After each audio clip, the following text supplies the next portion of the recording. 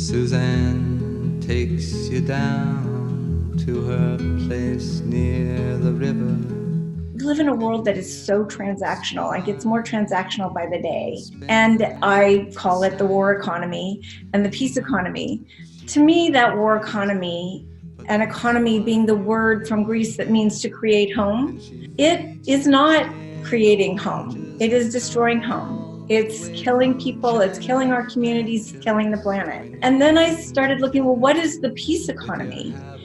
And realized that the peace economy is the giving, sharing, caring, thriving, relational, resilient economy without which none of us would be alive.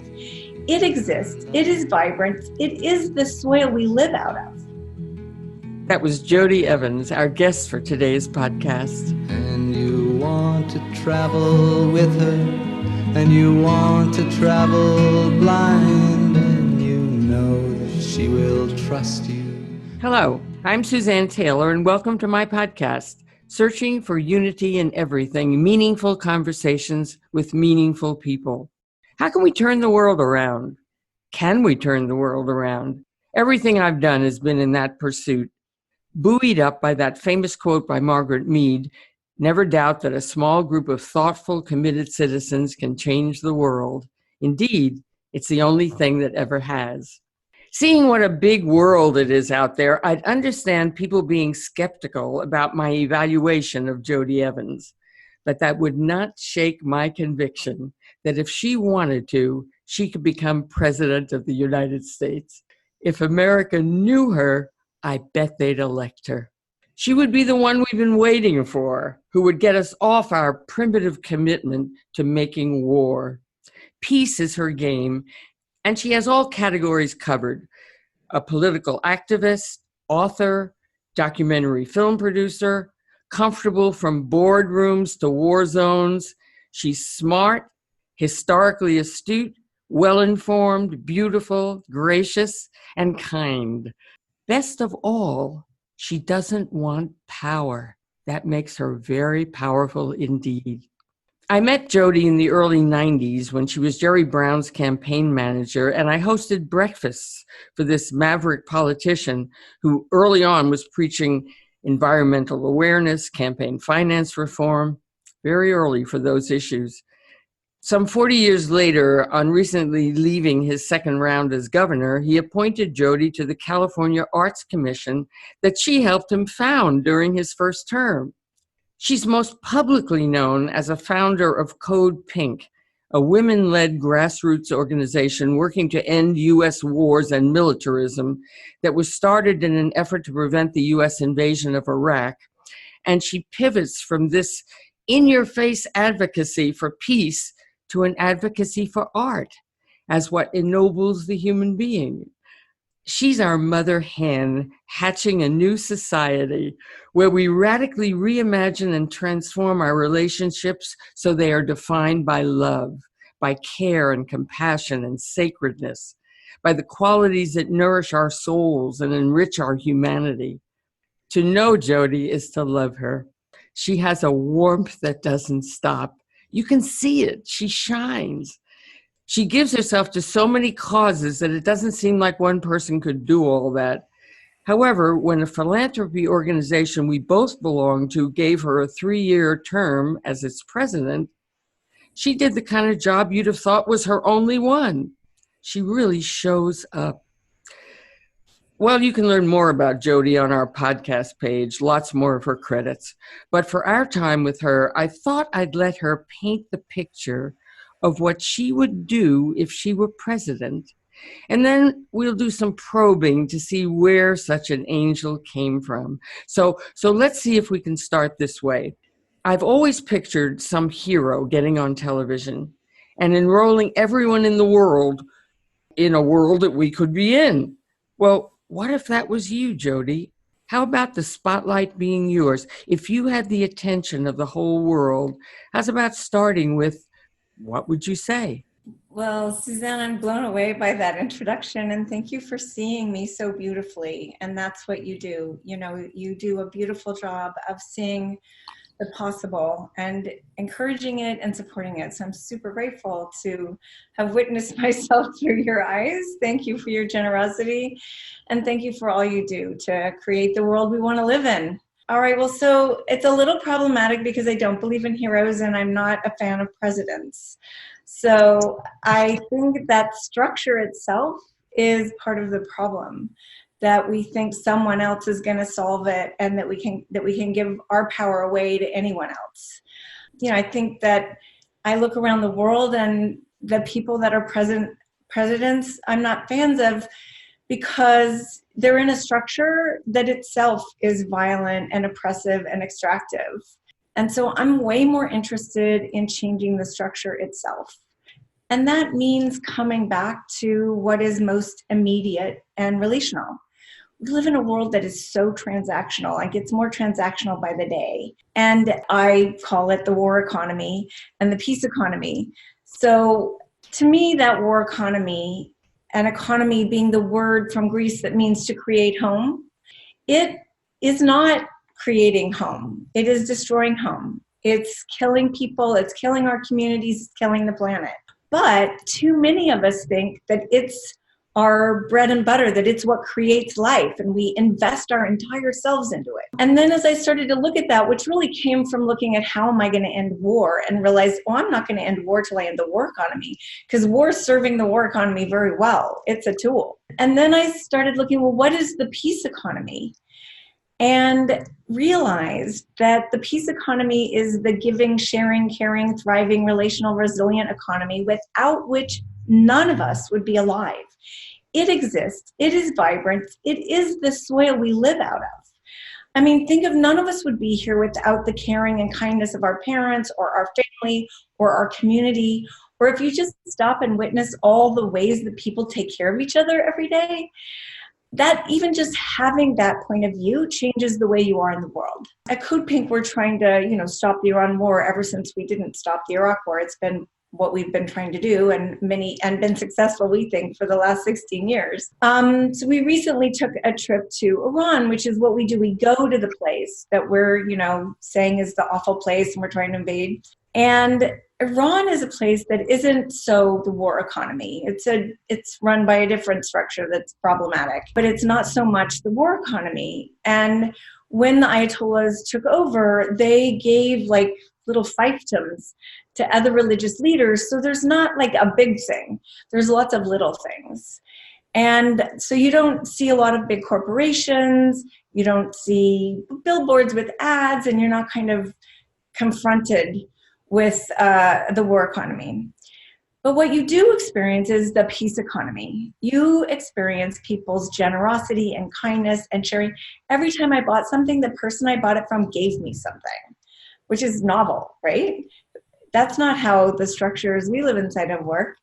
Or the openness of people. Here we are coming from the United States of America that have been violating and, really screwing over their country for a long time, where the sanctions have destroyed the middle class, where our war in Afghanistan has created more Afghan refugees and an influx of drugs, but they still were open-hearted and loving and kind and generous. And no, it's the structure or the people in power, but not the people, which is something I wish people in the United States would learn in their hatred of other people, that it is the structures and not the people. So, I guess what I want is what I do every day, which is to help people stop and listen and learn and connect.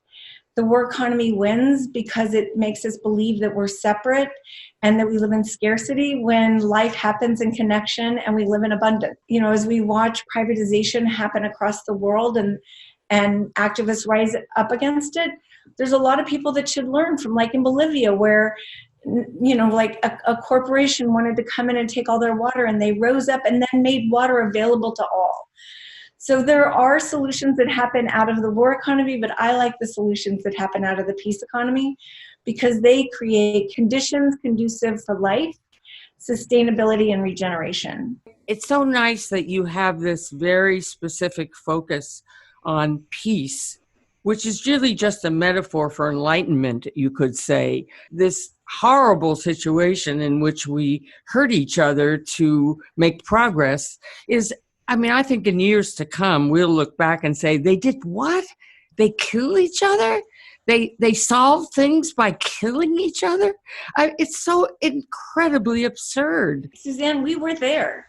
We were there after World War I. There was a peace accord where people did say that, where it was abhorrent. And we've just gone backwards, but there's no accountability to it. I mean, yes, there are people all over the world that believe that. That's how the UN was created. We actually have laws that there should not be wars, and that's what Bush violated.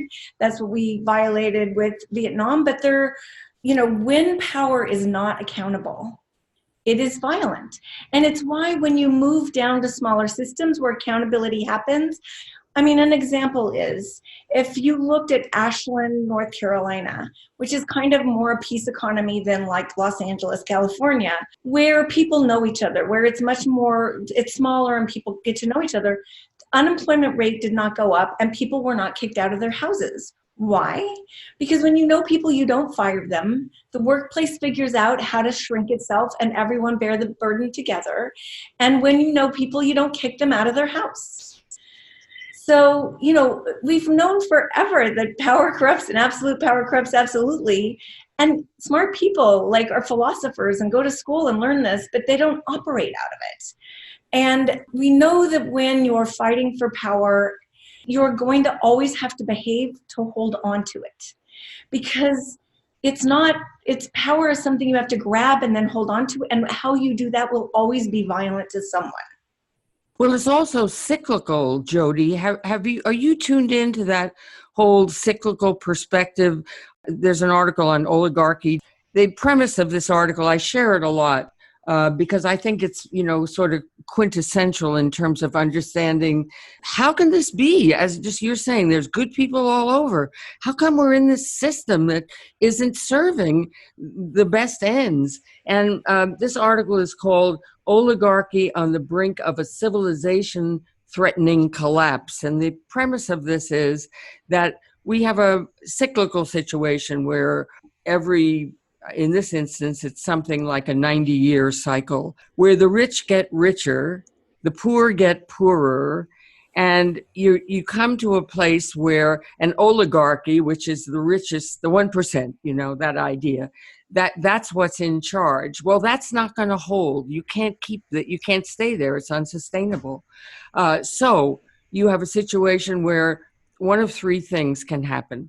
One is that you get an enlightened leader, and you come out of it in all the ways we're talking about here of what a peace economy would be all about. Another is that you get a despot, and we really get into serious trouble of, revolutions, or terrible trouble. And the third is we don't do anything. We don't move. We don't get a new leader who's good or bad. And then the system just falls apart because it can't hold. That's been written about for forever. Yeah. I guess that's my question, is when we know this is happening, why isn't the wisdom available to stop it? Like in Rwanda, everyone knows what causes a genocide, which is the same as what causes, they're patterns. But why aren't we enlightened enough in this century to know that pattern's happening? We are. We can say it, but the people in power just smash it down, co-opt everyone. I call it, they put sugar in their palm. People lick the sugar and go quiet. And so, there's a lot of sugar licking going on. And I can use a couple of examples. When I went to Iraq, or before the invasion, Medea and I and about 12 others went to Iraq. And the media followed us the whole time, and we were able to expose that there were no weapons of mass destruction, that we had already destroyed Iraq with sanctions. There was no reason to bomb it. We'd already holed out everything. There wasn't even an army. And all those stories got crushed when they got to the US, because that wasn't the mainstream story that wanted to be told. And I saw some of those reporters after the war started, and I said, why did you do that? You knew the truth. How were you not fighting with every ounce of your being? They're like, well, my kid is in school and I need health insurance. And so the choice over private school and health insurance meant million people had to die in Iraq. The Middle East had to be eviscerated, and $18 trillion got burned up on war and making the world worse. So a lot of those little choices get made. Another example is I was speaking at to a group of women in Wall Street, and I got up and I said, well, could everyone just raise a hand who says, sees themselves as a feminist? And I would say 70% of the room raised their hand. Most of them young, I would say in their 30s and 40s. And I said, well, I just want to ask you a question, like, how do you be a feminist and work in Wall Street when feminism is about equality? And there is nothing more damaging on the planet than Wall Street and creating inequality. And they'd never even thought about it. But then a bunch of them said, well, we do think about that. And they asked me, took me aside, and I met with about 50 of them aside.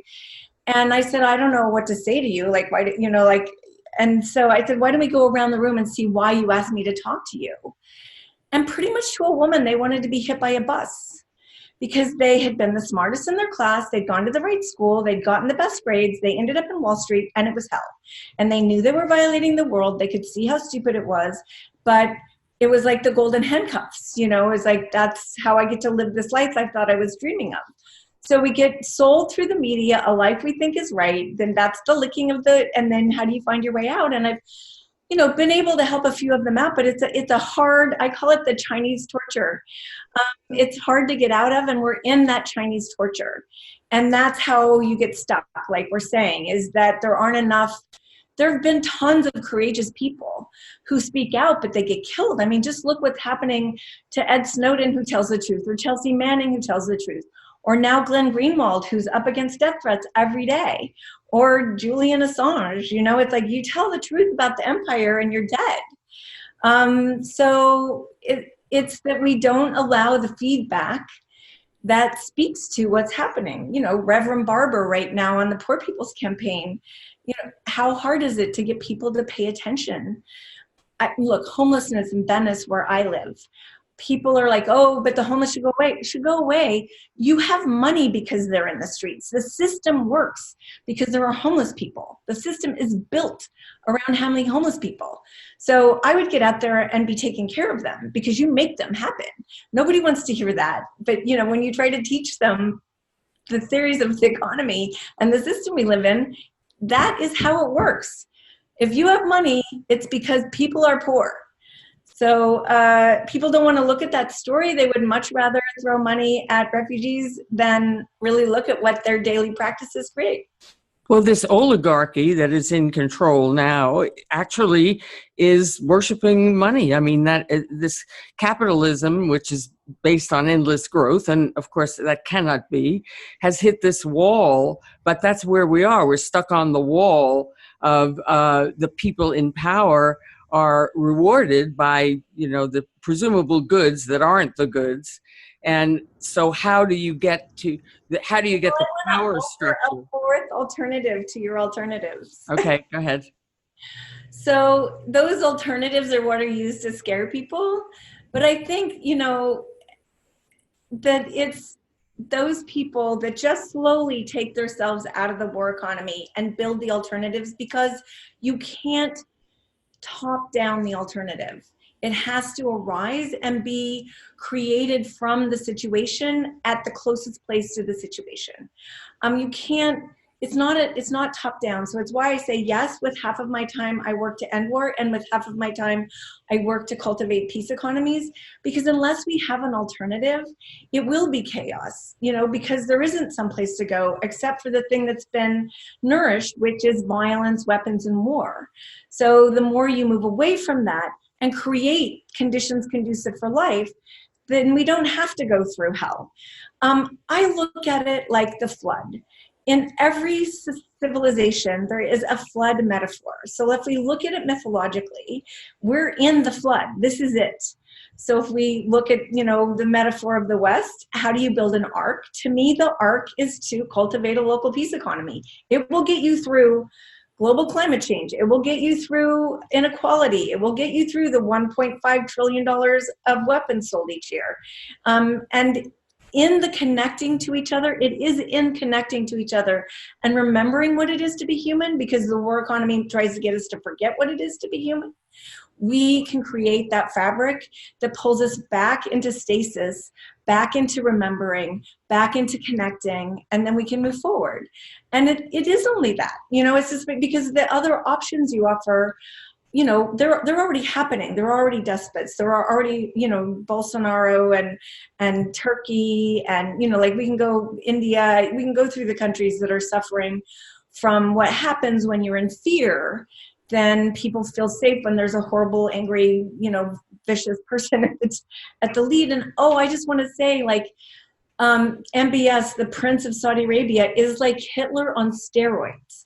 And he's very, very, very scary right now because he goes out there and I listen to his lectures and it's the Middle East is going to be the Europe of the future. We're going to be on top of everyone. I mean, he is creating this, it's like you listen to a Hitler speech and you listen to an MBS speech and they are frightening.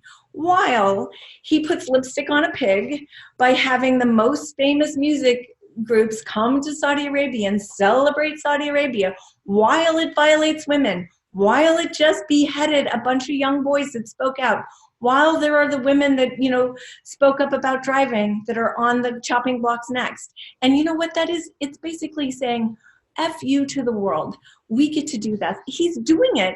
And the U.S. is not only watching it, but being their best friend and selling them weapons while they create the greatest humanitarian crisis on the planet. And what do? We just sit back and watch. Well, you could have some parallels there with our government as well. It's just quite astonishing, isn't it? And I know once we get off on that track, we will, rue the situation in spades of how we got to this ridiculous place. Call it the folly of fretting. So the house can teach us maybe how to get back out, but fretting doesn't serve it. So here's the other thing that happens. People want to do big shit. It's like, I want to save the world instead of taking the little piece they could actually do and doing that. Because if you get too big of a lever, you're going to create too much of a disturbance. Think about how a big rock thrown into the water, think about boulders that go into rivers and then cause chaos and recklessness.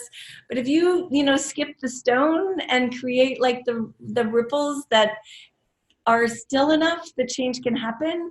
So look at it everybody wants to be the big rock because they're so afraid, instead of what is the skipping stone I can be to cause, to actually create the ripples of kindness and love and generosity and connection.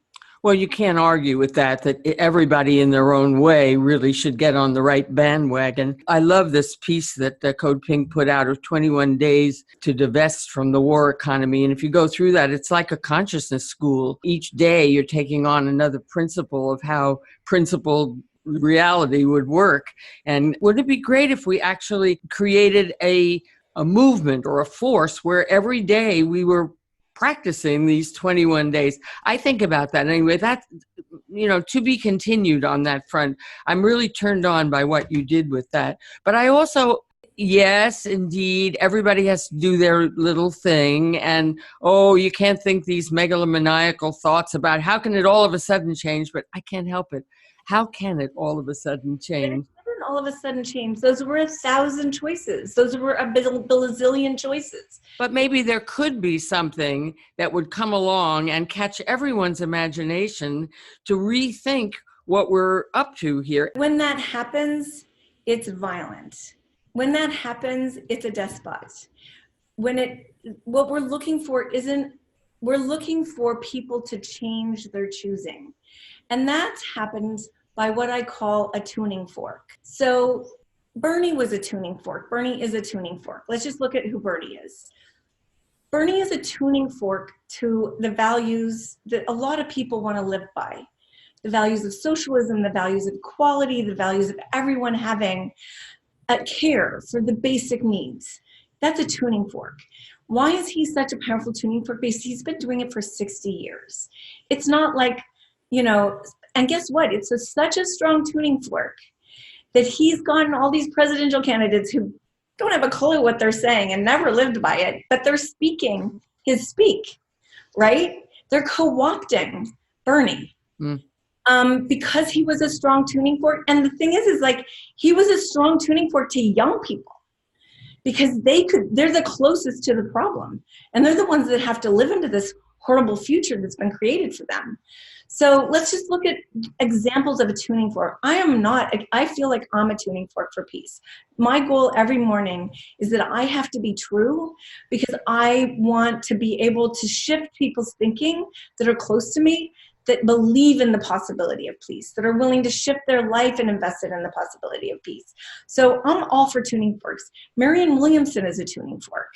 I think it's a difference when somebody, from the top down, or when someone inspires you to be the best you can be, and then you are willing to let go of what you think is holding you into life, and be willing to, like, what I call fly into the what is life. Because life isn't certainty. Life is constantly, the most constant is change.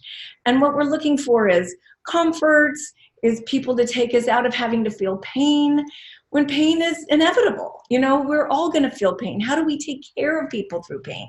How do we, so for me, it's that if we just lived a conscious life, which I know you strive to do, you've committed your life to this. And then in activism, the one rule of activism is you can only change the people closest to you. And I can say this, around activism all the time. People come to the table like, how do I change my Aunt Helen, who's like a Trumpite? And I'm like, I have no idea. But you could change, your friends. They trust you. You could tell a story. I mean, storytellers. Why the arts? Because the arts are always ahead. The arts reveal where we live, and they're ahead in, like, helping us find the way. Movies, novels, artworks, music. For me, it is always culture where we find our way into humanity. It's not like, what's the best book you read? Read. Because in reading, you become compassionate. It inspires your empathy. Especially now, we live in a time where if we're on social media, we know that our view of the world is narrowed. We live in a bubble. What can you do to get out of your bubble? So it's not, how do I change the world? How do I know the world? And I always say the rule is, if you say, okay, I'm part of the war economy, I'm going to find out where that is affecting the people the worst in my community. And you go there and you learn and you pay attention and you listen, you will be freaking smart about what's happening in the world. But if you're, like, in the conversation, you're just going to be dumb, because it's not knowledge, it's information. But knowledge happens when you actually engage and you learn about the patterns that you live inside of.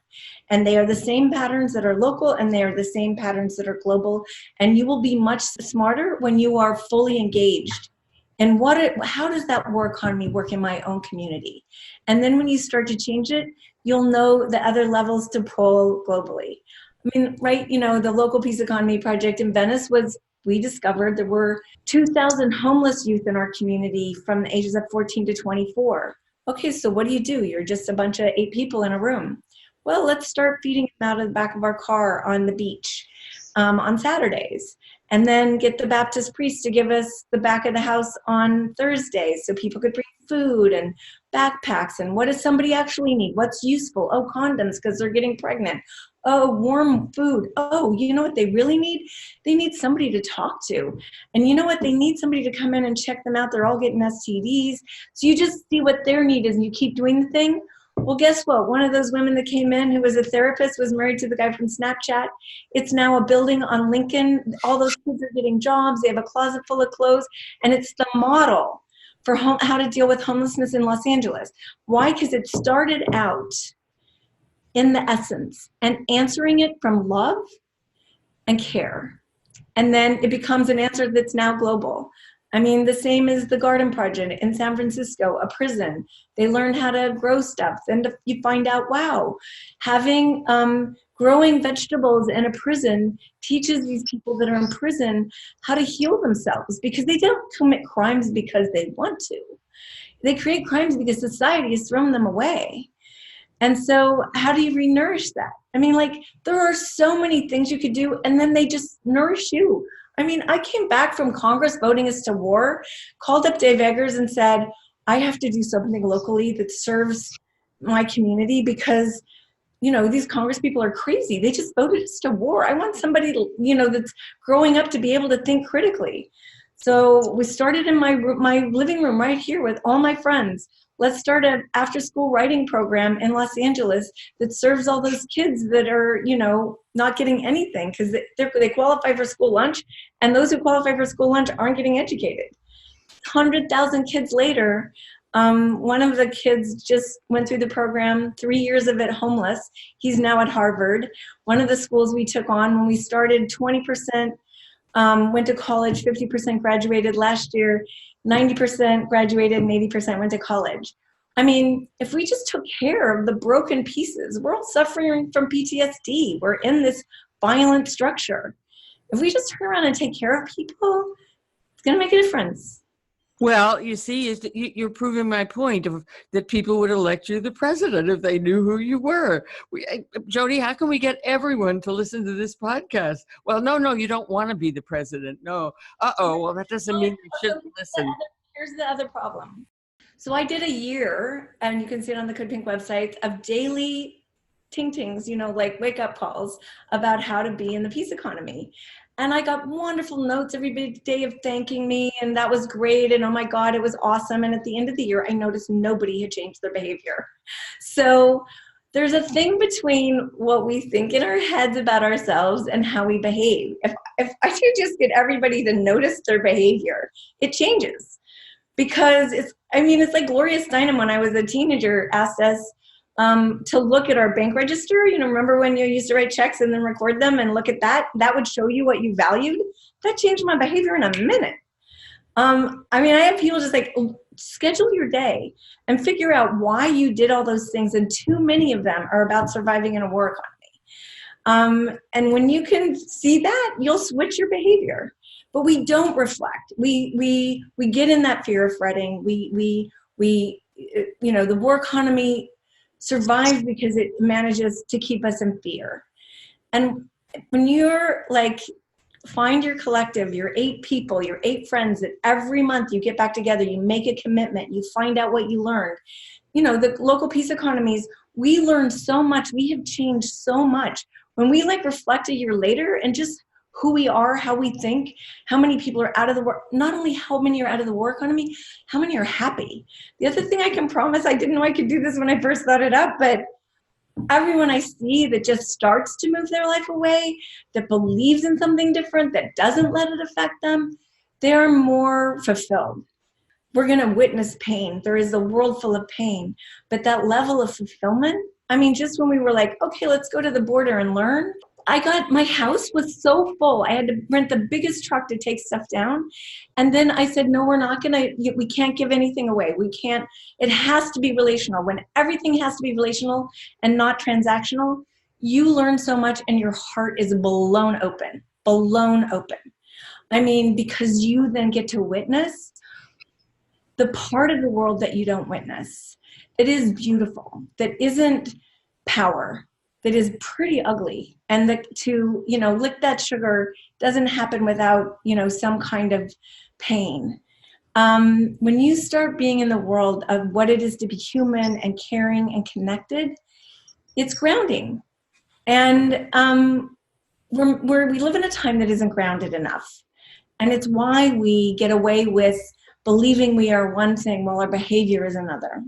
Well, if everyone really were to take you to heart and practice these things that you are suggesting and describing, we would be in the different world. It would be the different world. And I just want to say it's happening. Yes. I'm not going to argue with that. Absolutely.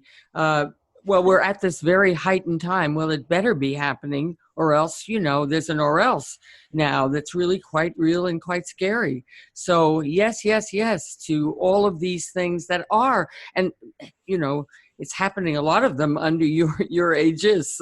You are quite a inspirational leader, but it's all, everything you say, I go, yes, we should do that.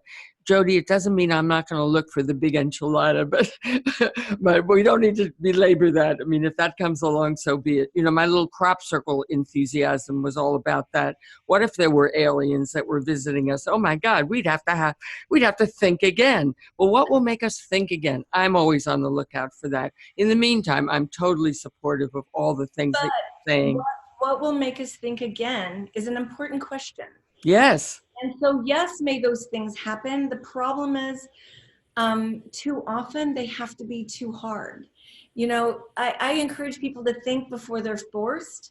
I mean, think about how we change our lives when we get cancer.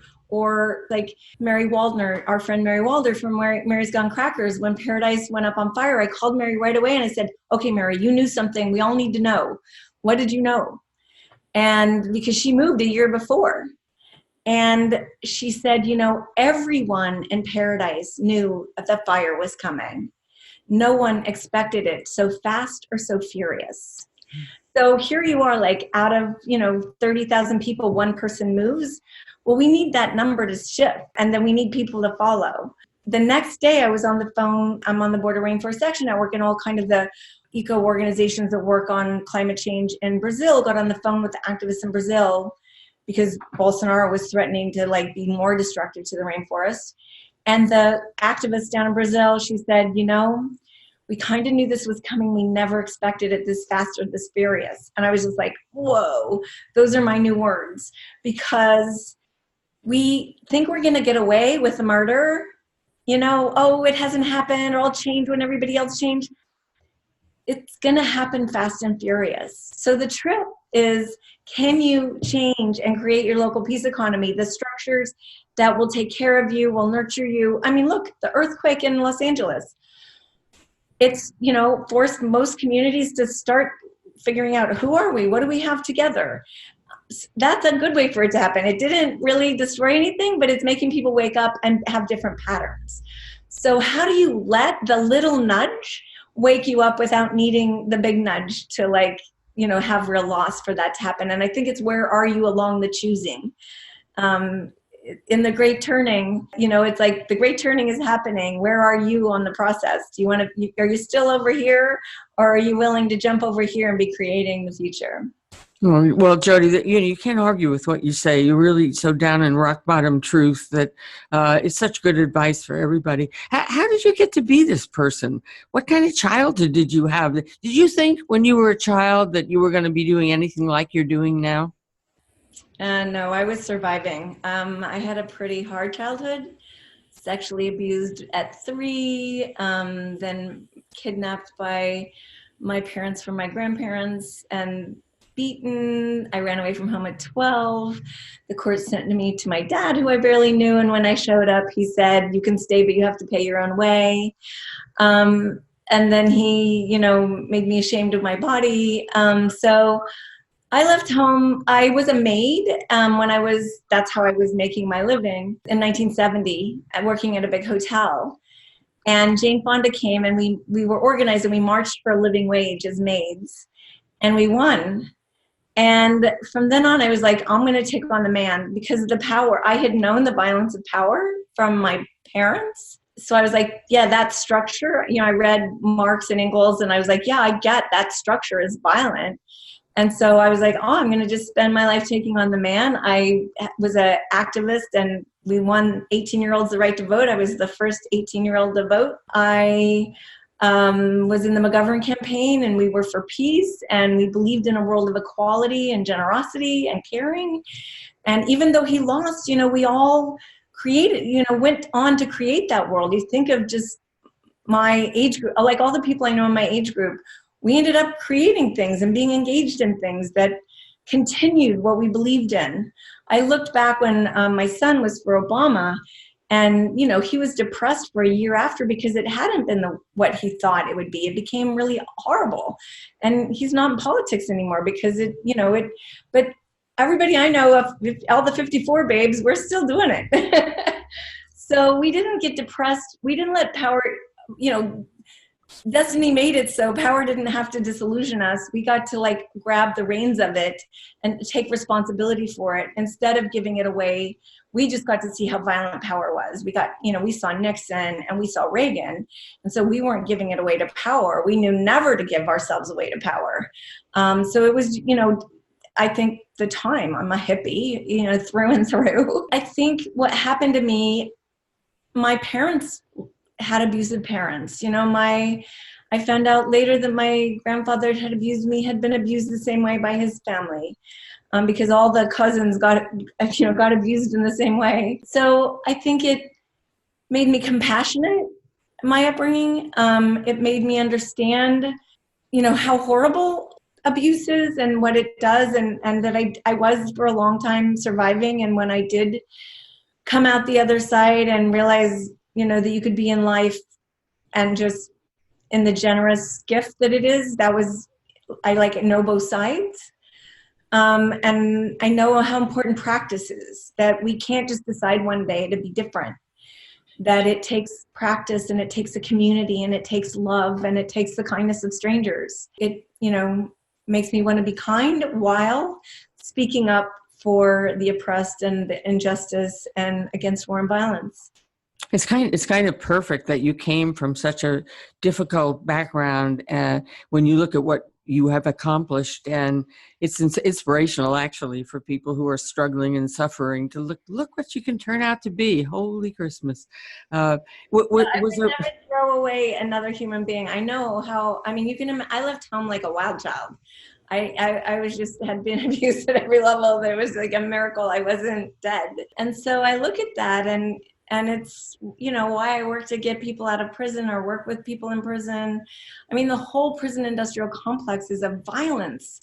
Why I was on the board of Drug Policy Alliance, which was, drug policy racist and violent and creating violence in our own communities and the world. Like what our drug policy has done to the world is itself a war that's, I can't feel deep enough to how violent that has been.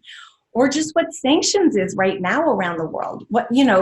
United States citizens have sanctions against really beautiful people in the world. Cubans and Venezuelans and Iranians, like the most generous kind people who really live out of a peace economy model. And what we do is just mess with, crush them. Our lifestyle and our government. Is there stuff in your past, like a moment when something became radically clear, a turning point of some kind? Did you ever have an experience like that? I think, my childhood made things about power pretty radically clear. My daughter died 37 years ago. Yeah. And that searing pain, I think, made me fearless, because there's nothing you can do to me anymore, that I'm just, that there's nothing else that can happen to me that's bad. So I think that's where I shifted from surviving to living. And I was just like, this is life and it's a blessing. And for my daughter, I'm going to live it as beautifully as I can. Oh, and that is really beautiful. She got taken out of your arms in a water incident, right? Yeah, tsunami wave. Yeah. Oh gosh. I do know that in your background, and it's another thing I just marvel at. How did this woman survive that? I'm a mom too, and it's the unthinkable. And look what I think went on to do. Holy Christmas. Two things helped me through that. One was a man named Milton Wexler read it in the LA Times, and he called me right away. It was on the front page of the paper.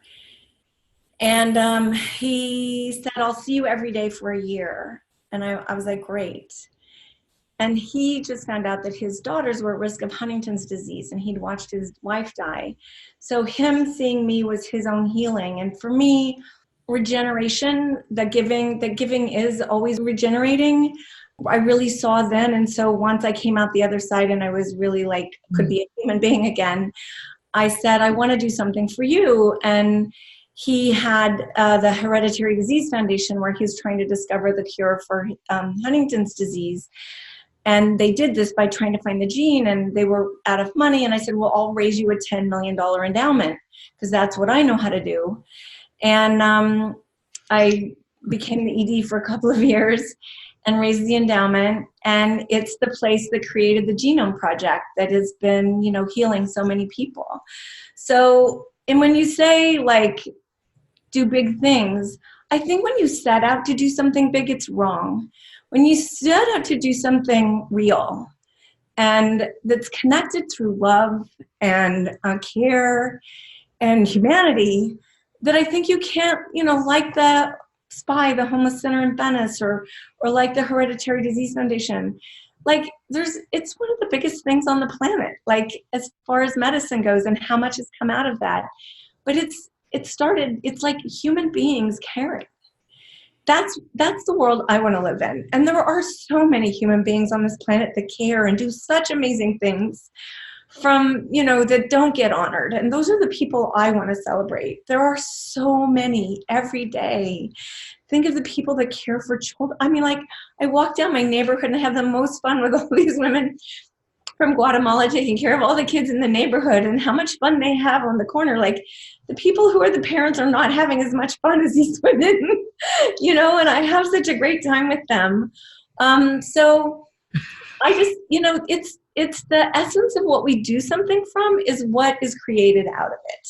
That you can't create beauty out of violence, or, that all these ideas of thinking that you can bomb anything into anything except for more violence. When you look at the systematic problem and you try to find a solution from the depth of your heart out of love, I think amazing things can happen. And that's that tuning fork thing, where Milton was able to bring the biggest scientists around him, and the way he instead of the sugar he had them lick was that he pulled them in a room. He was a psychotherapist, and he said, you have to drop everything that you brought. You have to think like the most amazing, unbelievable things you would never let your mind create. And it's like the reward is how crazy can you be? And then he would have Sophia Loren come and make spaghetti for them. And he would use what he had to serve them, and I used what I had to serve them. And it's like finding the thing that you have, not what you want, but the thing that you have to offer to the bigger problems.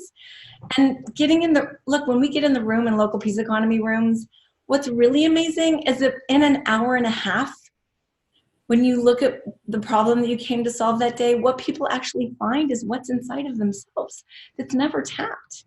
The war economy tries to stifle our creativity and make us like all fit in a, rigid, this is the rigidity that you have to live in, and no, you can't think outside of it, and you get slapped down when you do. And it co-opts creativity to use it for itself. But when you're in a room and you're really heartfully trying to solve a problem, oh my God, everybody leaves like they know their brilliance. They know their heart. And that then like magical things happen that then are there and available for when the earthquake happens. I can say that, when Trump got elected and we really started talking about Islamophobia in the peace economy circles all over the US and code being peace economy circles, they'd already been to the mosques to talk about Islamophobia, to learn about it, to understand, like, I don't know anything. I realized I didn't have any Muslims in my life. I need to go connect and learn.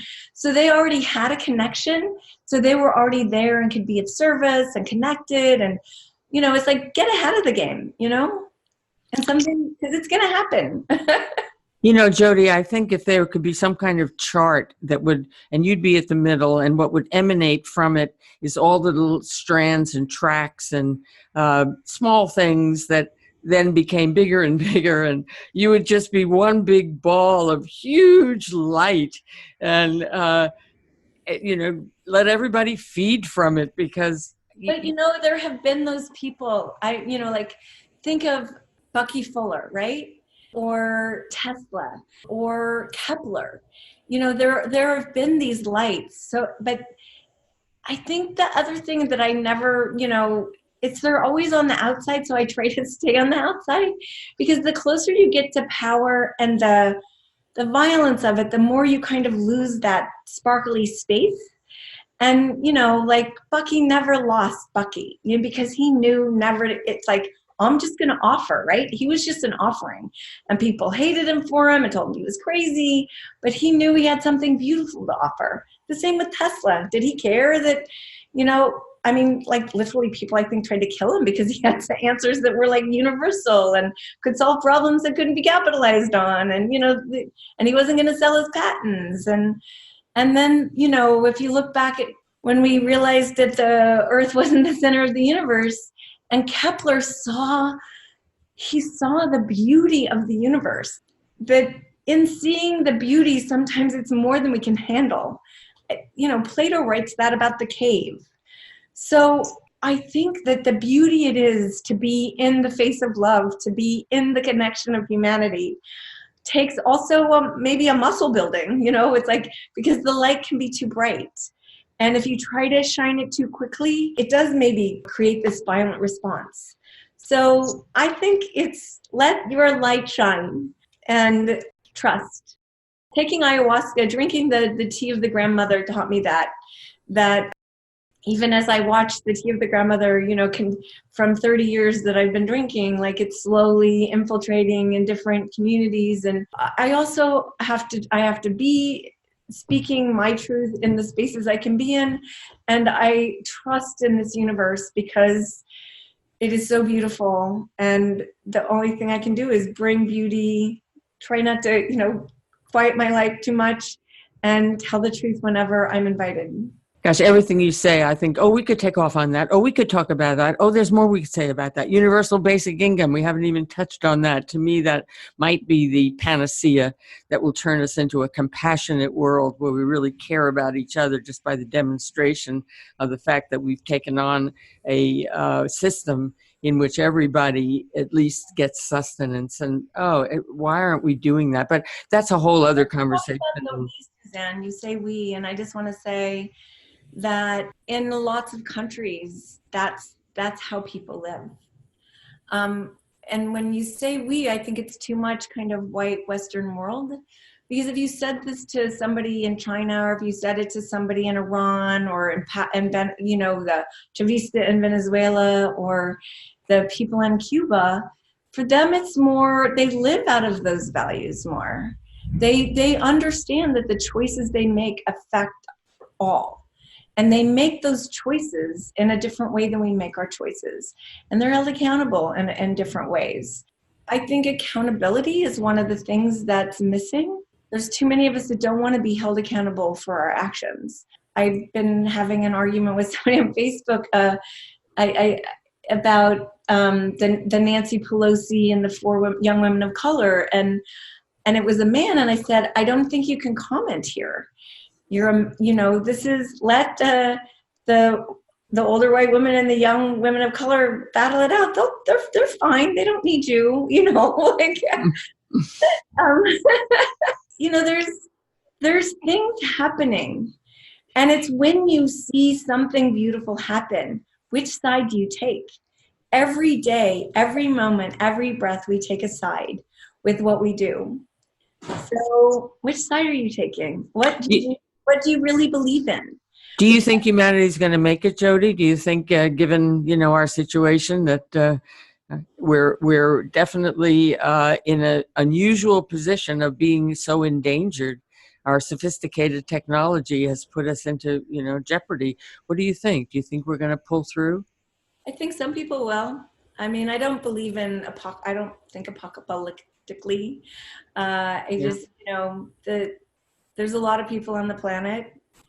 There are people that are going to pay the price of Western indulgent living that shouldn't have to pay the price. But the planet will survive. Yeah, the planet will survive. Whether we will is another question. And maybe it's a silly question because who knows? The planet has survived for a really, really long time. And I feel like yes, we should behave in ways that understand what we're doing, and the people are going to pay that price, and the planet is going to have to adjust itself to what we're doing and change our ways. But I also don't believe in, all of a sudden it's going to be all gone. A meteor can hit any day, and that could happen, that can happen too. And that's always been true. So let's not be that meteor. Let's change our behavior and always create conditions conducive for life. I think we should probably end there. That's such a good little statement. So, so Jodie, you know, honest to God, you are like my hero, my heroine, who says it so intelligently and has such a life-giving approach to this dangerous world we live in. If I could just funnel people to listen to you, I would have accomplished something in my lifetime. So with that, I thank you so much for being my guest today. I hope people will listen widely because there was so much wisdom emanating from you. It's almost like you can't open your mouth without saying something memorable. So thank you so much, Jodie. Thank you, Suzanne, for all you do. Now Suzanne takes your hand and she leads you to the river. So, dear listeners, thank you for tuning into this episode of Searching for Unity in Everything, meaningful conversations with meaningful people. Do subscribe to our podcast so you don't miss any episodes. And check out suspeaks.org/podcast for notes about this one. To make any comments on it, go to our blog on suspeaks.org, where we made a post about this episode. How did you feel about what you heard? Did you learn anything, or were you inspired to act in any new way? Or do you perhaps disagree with anything that was said? Also, while you're on our website, do explore and comment on some of the other content. There's a cup of consciousness for everyone.